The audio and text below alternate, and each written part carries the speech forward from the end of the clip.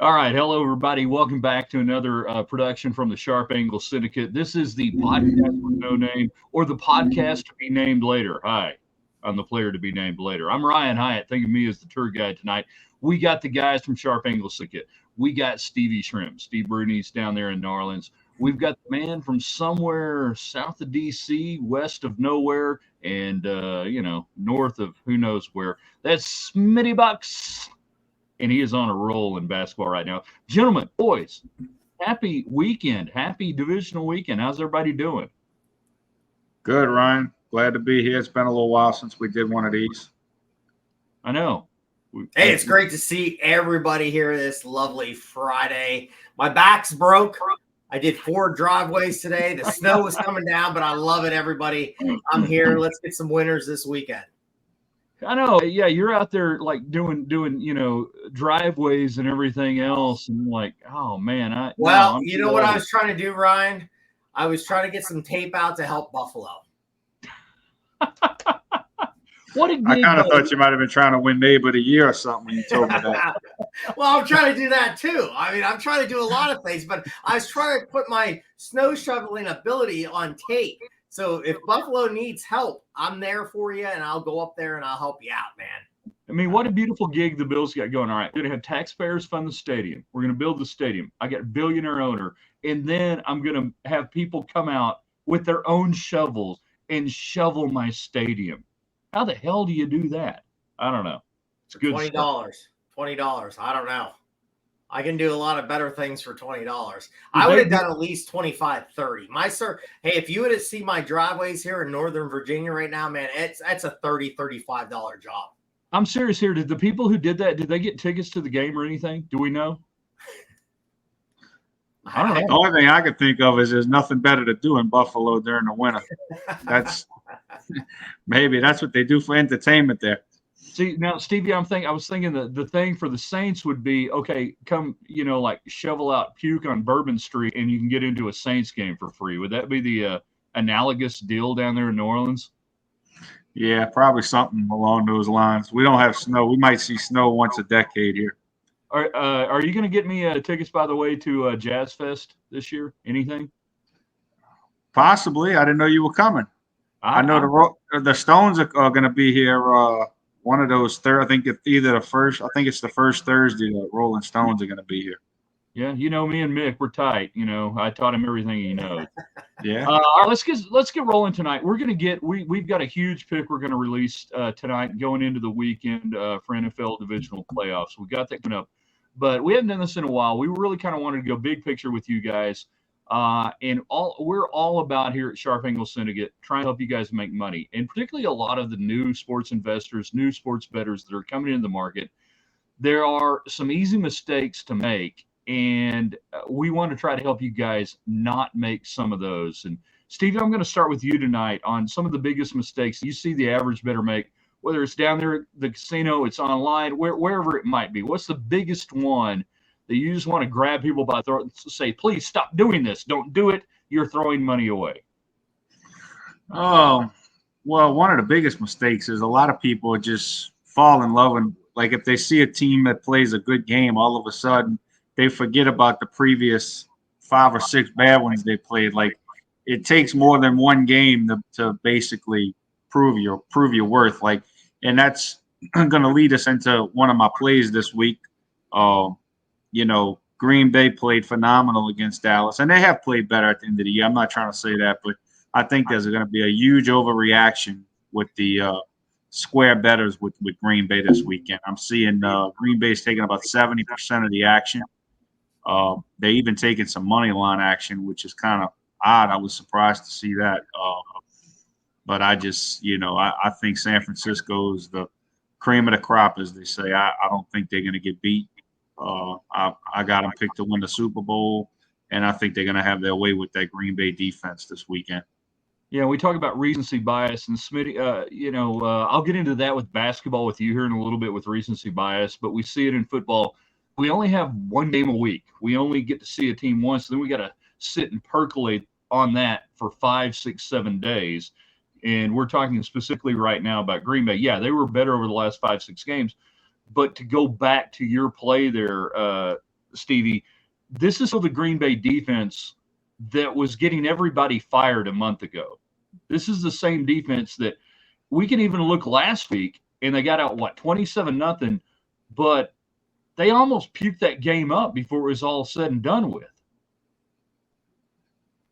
Yeah, I don't know if it's scheme or what, but I mean, I don't know if they have personnel issues. I think it's a combination. I know they were talking about possibly firing a defensive coordinator until the Dallas game. So I don't know. I don't think they're going to have success stopping San Francisco. I think Frisco is going to grind them out on the ground, and I don't think they're going to be able to stop the run. I really don't. And I think, on the other hand, I think San Francisco is going to show Jordan Love some things that he hadn't seen and probably turn him over a few times, if I had to guess. Yeah, and that's the thing that I think San Francisco with McCaffrey, they have the ability with the run game, and they'll be committed to it in a way that I don't think Dallas was. And say what we want about Brock Purdy, I guess it's still limited sample size, but until proven otherwise, this guy's a big game kid, and I expect to see that. Before we go back a little bit to the recency bias in that, Smitty, pardon me, your thoughts on Jordan Love in this game coming up tomorrow night? Yeah. Love's been playing great. I mean, last week, 16 out of 21, 272, 3 touchdowns. I really like the guy. I mean, sometimes you got to look, should quarterbacks sit for a couple years and then come in? I mean, you're seeing it with my Steelers right now. Pickett kind of got thrown in there, and now he's struggling, and you have some issues there. So, yeah, this is a tough one. I'm going to throw a little stat line out. Is this a good tease? I'm the teaser king. I like teasing games. And last week I was all about the dogs, and I did really well last week. I think Stevie's kind of right there. I think the better team is San Francisco. I think, a teaser's play, could you get them down? Sometimes it's always good to do maybe 2 spots. Could you take them up into double digits? You could. San Francisco is the better team. I think the better plays take it down, and they're going to win this game. But the trend here, I saw this week, 11 out of 12 wins by San Francisco this year is by double digits. So, a smart teaser play would take San Francisco down. I think San Francisco is the better team. I think they have way too many weapons. You're watching the podcast to be named later, the podcast with no name. We're working on that right now, trying to find a new name for this. And not really a new name. We've never had a name. We were the nameless podcast. So we're working on that. We're looking at things that average bettors might either make mistakes on or misunderstand. And Stevie, I want to go back a little bit and talk about volume and line movement and how that can be tricky for some of the new bettors coming in, how you appraise that, how you look at it, and particularly going into a weekend like this with some really highly bet, highly visible games on the NFL front. Well, first off, this late in the year, in a playoff games, you're not going to see a ton of line movement unless there's like an injury or a late scratch or something, a key player not playing. But for the most part, the lines are spot on. They may move a half a point, usually a point at the most. I'm not talking about sides more than totals. And the thing is, most people, square bettors, have a perception that when the line moves a certain way, that it's based on the money being bet, basically. And let's squares normally don't move lines. Like I tell people all the time, a casino player can go in a sports book and bet 200,000 on a game, and it's not going to move. But if Billy Walters or somebody like that goes in there and bets 5,000, they're going to move it a half a point, maybe a point. That's just a different. Now I'm talking about like a regular college basketball game or something like that. Now with these big games, money don't really move the lines that much. I mean, like I said, you can maybe see them move them 10 cents or a half a point. But like, for example, 70 to 75% of the money is on San Francisco. On Green Bay, the line opened 10 and it's 9.5. And I think it may go back to 10. I think it's going to go back to 10 before it goes down anymore. Kind of the same thing with the Houston game. I think that line opened 9.5 or 10 and it moved a half a point. So even though you're seeing 75% of the money bet, the lines are not moving. take a college basketball game on a Monday or Tuesday night. I mean, you might see a line move 3 points, 4 points, and it's not based on square money. It's based on the right people betting the game.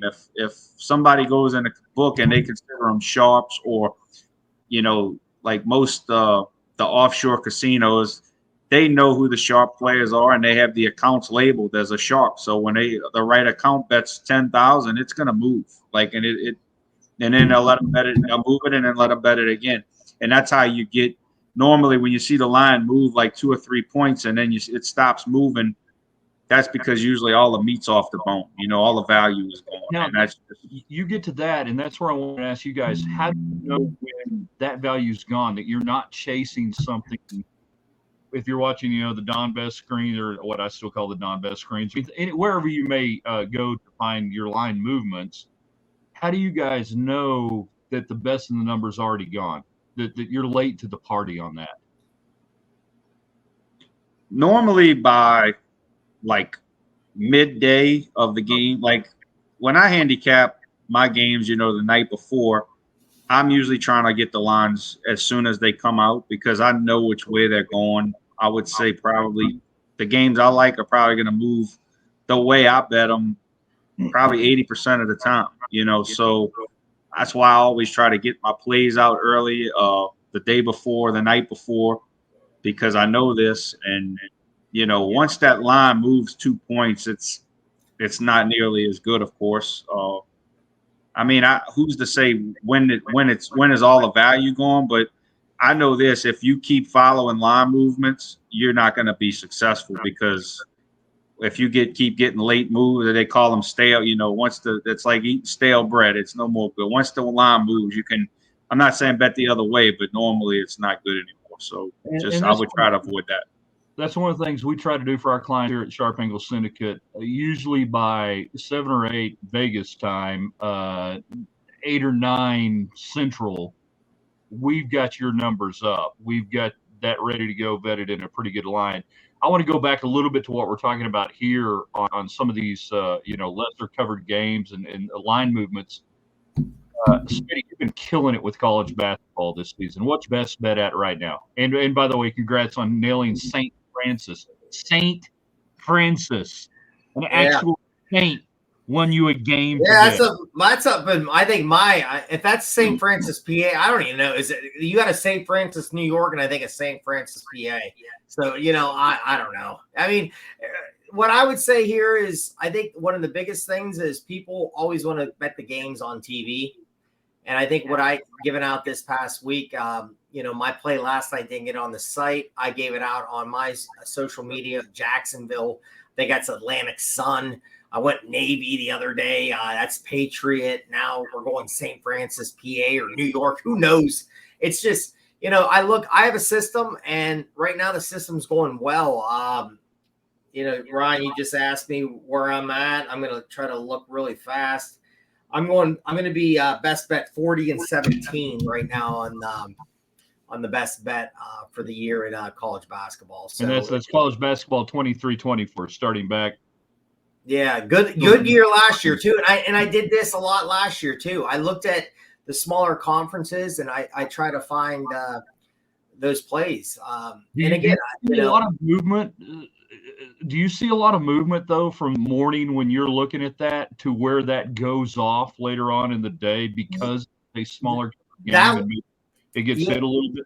Because I think St. Francis was what, -165 money line today. That's where I got it. It even went higher.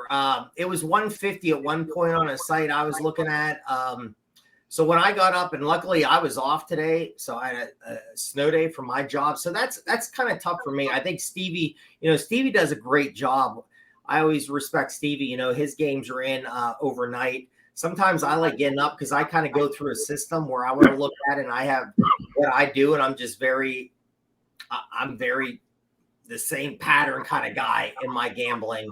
And I kind of go through my things. And sometimes that one started, I think, -150. And that jumped quick throughout the morning. And that's why I wanted to get it on the site. Because I think I thought it was going to go up a little higher. So I think there's sometimes some live movements with those. Another one today was Fairleigh Dickinson. That was another one I gave out. It was a higher juice one. And some people don't like playing the higher juice. I think sometimes if you believe in the play, you got to play it, roll it out. And those two I really believed in. It was a higher juice today. But those are two winners I had on my card today. You're watching the podcast with no name, i.e. the podcast to be named later. If you guys have a suggestion for the podcast, you can hit us up at Ryan Hyatt Media on Twitter, at Smitty Bucks. And Stevie had his Twitter stolen years ago by some French nationals, and they're holding it for ransom, and he cannot get his Twitter back. So you can't tweet it at Stevie. So we apologize for that. But yeah, we're working on a name. We're going to come up with something kind of cool. Let's circle it all the way back. And Steve, you've already talked about how much you like San Francisco going into this weekend. Is there a game you guys absolutely hate this weekend? I love this weekend's games just as a fan, but is there a game that you look at and go, don't want nothing to do with it? Ain't gonna touch it. Kind of that Tampa-Detroit game. That's a tricky game. I mean, what do you believe in that game? What do you believe? Jared Goff, Baker Mayfield, Tampa D. To me, that's what do you believe? I don't like Baker Mayfield as a quarterback, but I mean, he has proven me wrong this year. I bet against him several times. He's played a lot better. I think that's in large part to Dave Canales, the offensive coordinator. I think he's done a magnificent job there. Todd Bowles has always got a good defense, but the question is, can they go on the road and, stop Detroit? I mean, let's face it, Philly laid I bet Philly last week, and they laid an absolute egg. I mean, people are talking about this coach should be fired, that coach should be fired, McCarthy should be fired. Look, McCarthy didn't do the worst job. I mean, I know Dallas can't win playoff games, but they never quit on the guy. Even in the game, they got down and they come back. Philly absolutely quit. They mailed it in weeks ago, and he lost the team. I mean, I don't know how you keep him. I know he went to the Super Bowl last year, but if any coach deserves to be fired, it's definitely Philly's head coach. He's just, it just goes to show you how good the coordinators were last year. Exactly. They lost both of those, and they're gone. Smitty, what about you? Anything this weekend you just don't like, whether it's a side total or otherwise? I'm gonna jump right in this game. I think this is a great game coming up here. You got Detroit finally got a playoff win, but if you look at the trends on this 8-1 ATS on the road, Tampa, Baker's 3-0 ATS, 7 touchdowns, 1 pick in the playoffs here. I think he can pick this team apart, seriously. And I know the play's going to be rocking and everything. I think it's a great teaser spot. I love taking Tampa up in this. I might even just do the points with Tampa here.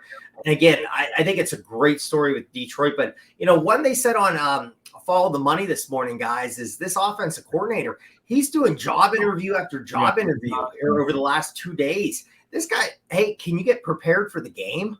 But he's doing job interviews. Is that a distraction? Did this team get so caught up in that first playoff win? I think if Baker, and here's 2 quarterbacks. Goff is great, but he can make some.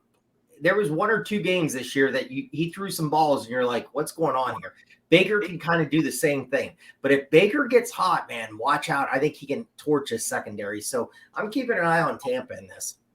All right. Now, before we get out of here tonight, and I didn't tell you guys I was going to throw this at you, so don't panic. But by that, I mean absolutely panic. No, it's a pretty easy question. You guys, enjoy going into a casino here and there. I'm kind of curious, and we'll start off, Stevie, with you. Your favorite place to watch a game at a casino. Let's take away the idea of actually betting, going to the window, okay? Because those are 2 different things. But your favorite setting to watch a game at a casino, where would that be? It's been my favorite for a long time. To me, there's no better place than a Mirage in Vegas. I just like the setup of the book. It's like if it's the perfect spot. Like you're not too close up to the TVs, everything, now it has changed a lot. And, a lot of the people that worked there that I was friends with have moved on to other jobs and took promotions and all, and it's been bought out. But and I'm hearing rumors that the Hard Rock, who bought it from MGM, are gonna possibly do away with that sports book and put it somewhere else, which I think would be a terrible mistake. But as far as the setup, there's no better book in America, in my opinion. Is it a good book? Is it a good setting to bet at as well? I don't want to get you in trouble with your host. Well, no, their lines are not the best. I mean, they charge you extra to move, by half a point, and their odds are definitely not. It's not the best place to gamble, but it's the best place to watch a game. The atmosphere is phenomenal. Best place to watch a game. All right, Smitty, what about you? Favorite place you've watched a game casino-wise? Well, again, I just went out like 2 years ago, and Circa is unbelievable. I mean, Circa is fantastic. But the South Point, I mean, my guys out in Vegas love the South Point. I enjoy the South Point. You got the hot dog stand, man. I mean, you're right there. I watched all March Madness at the South Point, so I'm going to say the South Point. There's a retro cool about South Point that the first time I went in there that I really enjoyed, and then it's kind of got the old Benny Binion throwback, a little bit of that, obviously with Mr. Gone and the relationship that they had and everything else. That I think it's hard to, everything is unique out there, but it's hard to be unique and a little different. And that's kind of, I like the funkiness of that. And that hot dog cart kept me alive one Thanksgiving weekend, literally. Between that and the $9.99 steak deal you could get like at 4 a.m. there in the diner there at South Point. And Ron, I'm going to jump in. Jimmy Vaccaro, man, you walk by it. I mean, I went out there and I walked right by. I'm like, man, that's Jimmy Vaccaro right there. Mm-hmm. And I just like you go right. I mean, you're like, holy crap! And then playing later, I was playing some, some table games, and then he walked by again. I'm like, hey, can I get a pic? Oh, of course, And then you're talking to him for a little bit. And that's kind of neat. Next week, we're going to do top 5 casinos Stevie can't go into anymore. The entire show is going to be about an hour and a half long show of places he can't go anymore. I think one of my bucket lists is to hang out with Stevie in a casino. There you go. Yeah. That'd be I will say this. I just want to throw this out. Before the Mirage, my all-time favorite book was the Stardust. Now that place had some character. It was that used to be my favorite. The first time I ever went to Vegas, I wasn't even old enough to gamble. I was about 19 or 20, and I have a confession. I was making sports bets and horse bets because I've been gambling since I'm 15 years old, so I knew how to call the numbers. And I guess the people at the counters like, there's no way this guy could be under 21 and know all of the terminology. So I would just spit them out. And if I made a score, I wouldn't have the nuts to go cash the tickets. But I was in there gambling before I was 21 for sure. Actually, you just hit on something we need to do here in the next week or so, because with March Madness coming up and everything, you're going to have a lot of people go into books and everything, and some of them for the first time. And literally, I'm not kidding here, how to go to the window and place a bet. How to do that in a efficient, proper manner that, hey, the first time I did it, I was totally screwed. I had no idea what the hell I was doing. I'd like, I want the Indians. Yeah, I want the Indians. Hey, I'll tell you what, I got a great story of Charlestown up here in West Virginia with myself and Q with a guy behind us. If we do, it's not a proper thing. It's a guy that was panicking about it. It's one of the greatest stories. I'll tell it next week if we do a show about that. All right. Save it for next week. Yeah, all right. Absolutely. Parting shots. Smitty, I'll let you go first. What do the folks need to know? What do you want them to know this week? Yeah, let's just get after it. Follow myself on social media, Notebook Wagering, Smitty Bucks. I'm going to try to fire a lot of NFL playoff games, some player props, and again, college basketball. I'll be firing. We're going to try to get another best bet tomorrow, and we're going to get after it. And again, if you guys don't catch his best bet free pick on the site, sharpanglesyndicate.com, please hit him on Twitter. He's going to have it. He's going to have all the plays there on Twitter. Sometimes 2 ships passing in the night. We don't always get that information in the time we need to get it to you on the site, but it's always going to be there on the Twitter page for Smitty. So yeah. And just follow Notebook Wager. Myself and Nails, man, we're busting it out right now, man. It's what's the freaking show? We talked about hair bands last. Well, hair bands, man. We're doing a top 3 now on the show. A lot of fun. We did sitcom themes. We did, last night was hair bands. It's been a blast, man. Okay, so you voted for Motley Crue. Who did not? Did Motley Crue win #1?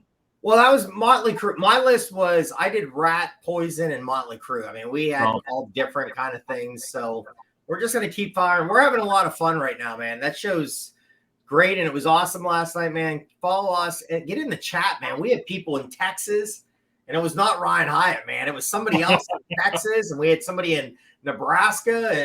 And again, I'm excited about my other little venture with NCAA Insiders with Matt Grissom and Q. We're ready. They're diving in, man. They're fired up about college baseball. Those guys are passionate about college baseball. Edge. If you're looking for an edge on college baseball, those guys were tearing it up last year. It is the definitive, I think, college baseball. And I can say this covering college baseball since the early 1990s. Good God, I'm old. Nobody is doing it better than you guys right there on that. Please welcome. Yeah, I'm excited to drop a little bit with them and do some shows with them. And I did really well last year in college baseball, so I'm pumped because I think those two guys are the best in the game. So I'm excited. There are some very loose lines out there on college baseball, guys. Just please be aware of that. All right, Stevie, what do you want to hit on before we get out of here? No, I mean, nothing, man. Just, enjoy this weekend. We coming to a close. Football's coming to an end, and it breaks my heart because as much as I like basketball, football is my favorite sport. And, I mean, I like baseball, but it gets a little boring in the dog days of summer. That's what I'm dreading.